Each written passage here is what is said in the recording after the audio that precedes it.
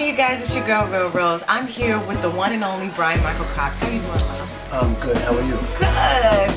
Yes, we're out here in New York. We're at Omar's on 9th Street. And let me know, how do you feel about what's going on right now as far as like the Grammys? Because we're in the 60th Grammy, the Grammys today.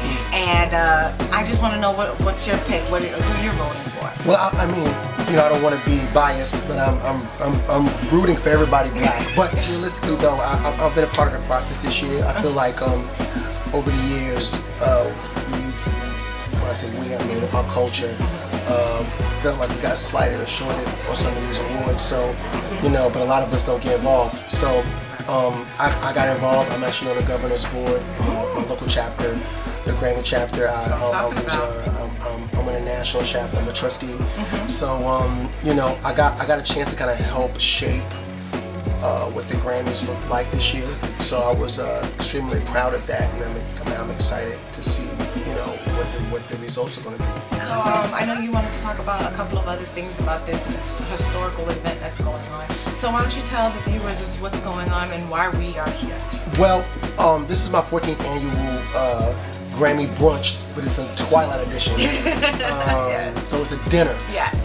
And you know, it started out as just, you know, something simple. You know, we started 14 years ago, and it was basically, you know, trying to, you know, I got nominated for a few Grammys, and I wanted to do something different. I didn't want to do like another after party or nothing like that, club. I wanted to do something that was a little more, you know, just different. You know what I mean? It's very chic.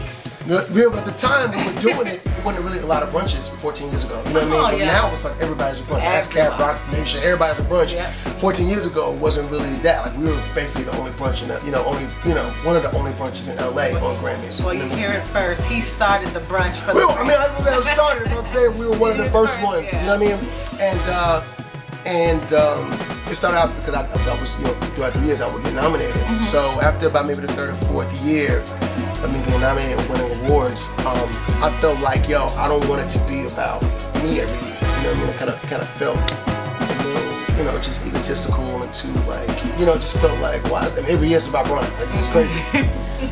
So I wanted to come up with a program to give back and to honor my peers, honor people that I admire, and so I think it might have been year 5. I can't remember exactly what year we started. We started honoring people.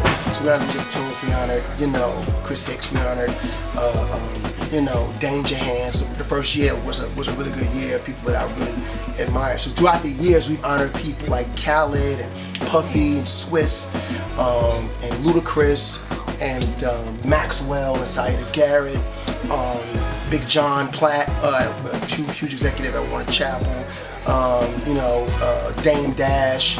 So throughout the years I've been able to honor a lot of people that I admire, and that's been the greatest gift for me, honoring. And then halfway through that, 5 years ago, we partnered with New York hospitals, University hospitals, for the music and memory program. And it was something that I was, you know, that affected me directly because you know, being a musician and also having that kind of, you know, having Alzheimer's, you know, and dementia kind of affect you and your family.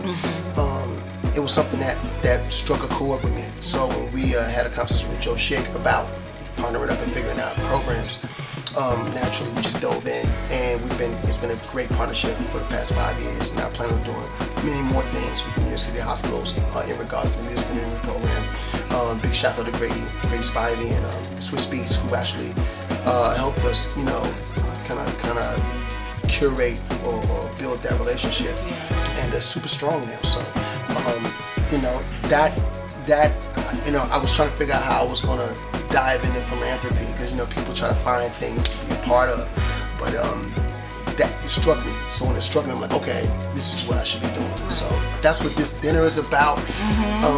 You know, we were trying to figure out, because this year in New York, it was just the logistics were just ridiculous. You know what I mean? Yes. trying to get a brunch off the ground, but we've been, you know, thankful to Omar's and thankful for Lisa Radin, for who's been a partner of mine since the very beginning, and Angela Mack, who basically puts this whole thing together.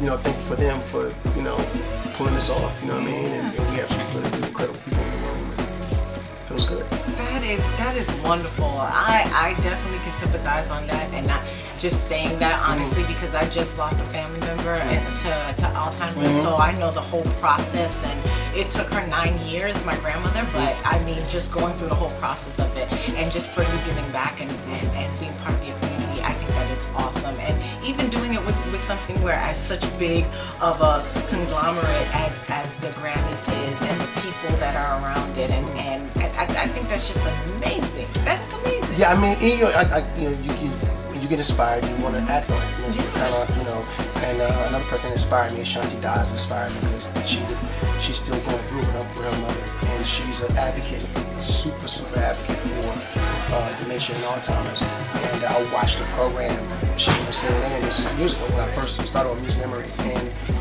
I was immediately just touched by it, and it made me really want to go even harder with it. And then my best friend Robert Glasper, his grandmother suffered from dementia, so it was just, it's close to me. Right. You know what I mean? It's a situation.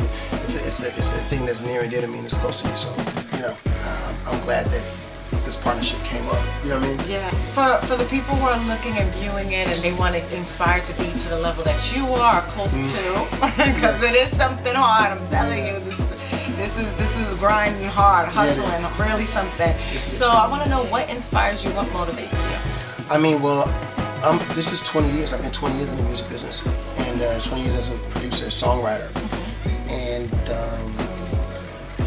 people always ask that question, like, how do you stay inspired, right? And I think that the very simple answer to that question is life, the gift of life, the ups and downs, the good, the bad. You gotta take it as it comes. You know what I mean? You have to understand that life is the ultimate gift, right? So I'm inspired by that. Like, I'm totally inspired by the gift that we have to wake up every day and have all of our mechanisms work, and you know what I mean? It's a supreme gift, and that is what inspires me to keep moving. I have a 7-year-old son, so when you wake up with the gift, and then you look at your kid, and he's like, you created life, and now so that's what inspires me, the gift of life, and watching my kid grow up. You know what I mean? That is awesome. I really appreciate it. And thank you so much for talking with us today.